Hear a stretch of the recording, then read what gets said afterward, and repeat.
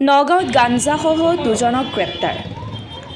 নগাঁও আৰক্ষীয়ে গোপন সূত্ৰৰ পম খেদি আজি পুৱাৰ ভাগত অভিযান চলাই বুজন পৰিমাণৰ গাঞ্জাসহ দুজন সৰবৰাহকাৰীক গ্ৰেপ্তাৰ কৰিবলৈ সক্ষম হয়।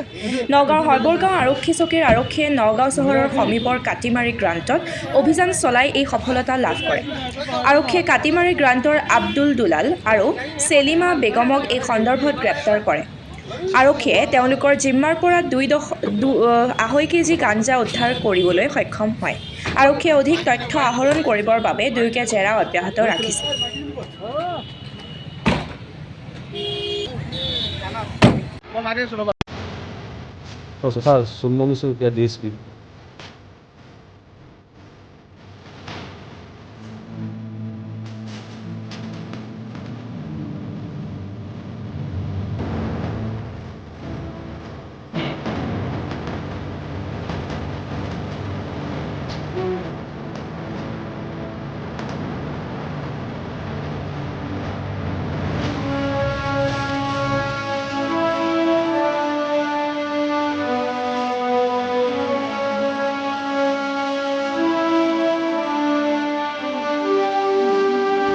나 그리고 내려고 내가 이거 봤어요.